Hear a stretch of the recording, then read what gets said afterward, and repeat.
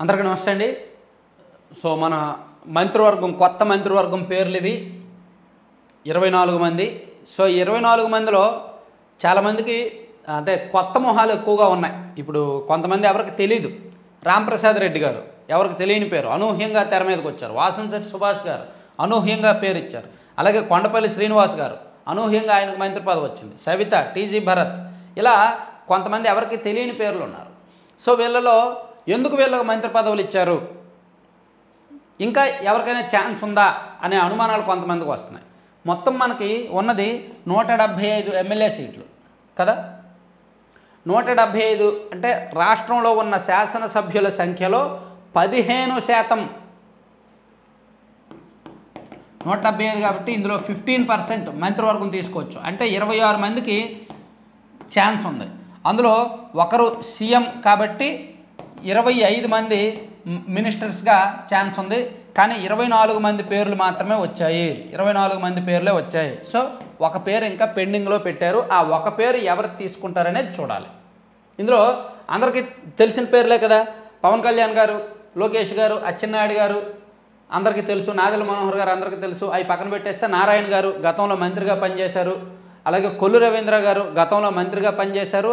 ఆయన మత్స్యకార కమ్యూనిటీ, మచిలీపట్నం, చాలా సౌమ్యుడు, ఆయన సాఫ్ట్.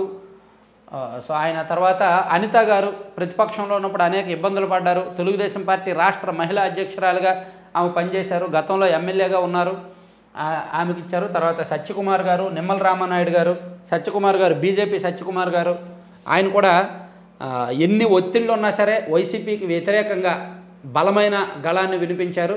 చాలా దగ్గర అయ్యారు అందరికీ కూడా.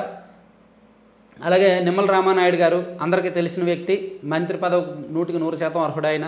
అలాగే ఫరూక్ గారు నంద్యాల శాసనసభ్యులు, సీనియర్ మోస్ట్ పొలిటీషియను, ఆయనకి ఇచ్చారు. తర్వాత ఆనం రామనారాయణ రెడ్డి గారు గతంలో కాంగ్రెస్ పార్టీ అధికారంలో ఉన్నప్పుడు మంత్రిగా పనిచేశారు.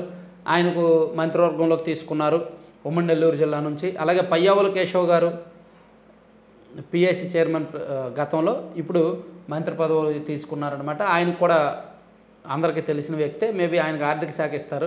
ఆనం రామనారాయణ రెడ్డి గారు గతంలో ఆర్థిక శాఖ నిర్వహించారు. పయ్యావుల కేశవ్ గారు, వీళ్ళిద్దరిలో ఎవరికో వాళ్ళకి ఆర్థిక శాఖ ఇచ్చే ఛాన్స్ ఉంది. అనగానే సత్యప్రసాద్ గారు చాలా సౌమ్యుడు, చాలా ఫ్రెండ్లీ పర్సను, అందరికీ తెలిసిన వ్యక్తి. బీసీ సామాజిక వర్గం, వరుసగా 3 సార్లు రేపల నుంచి గెలిచారు, మంచి మెజార్టీతో గెలిచారు. సో ఆయనకు మంత్రి పదవి ఇస్తారని ఊహించిన పేరే. కొలిసి పార్థసారథి వైసీపీ నుంచి టీడీపీలోకి వచ్చారు, నూజివీడు ఎమ్మెల్యే. సో ఆయనకు కూడా మంత్రి పదవి వచ్చింది. అలాగే బాల వీరాంజనేయ స్వామి గారు 3 సార్లు కంటిన్యూగా 3 సార్లు ఎమ్మెల్యేగా గెలిచారు కొండపి నియోజకవర్గం నుంచి.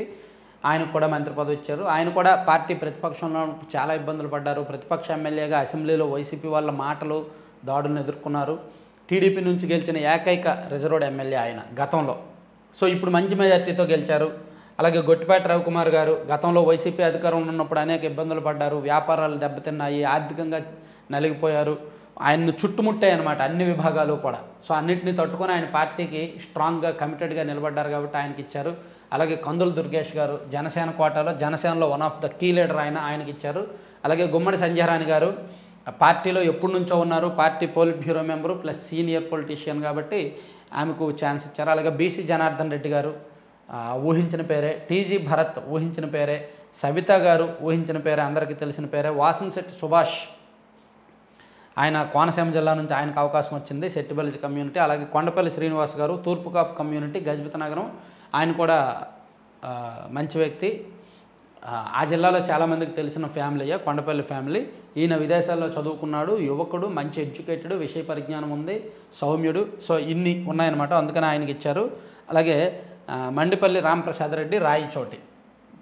ఇట్లా కొత్త మంత్రివర్గం ప్రత్యేకతలు ఇవి.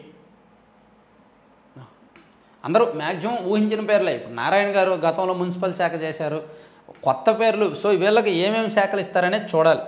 కొత్తగా మంత్రివర్గంలోకి వచ్చిన వాళ్ళకి, ఊహించిన వాళ్ళకి ఏమేమి పదవులు ఇస్తారు.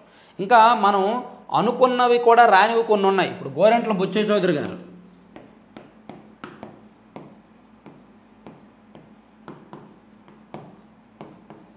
అలాగే దూలిపాల గారు, దూలిపాల నరేంద్ర గారు అనుకున్నాం కానీ రాలేదు, సీనియర్. అలాగే ఎరపతనేని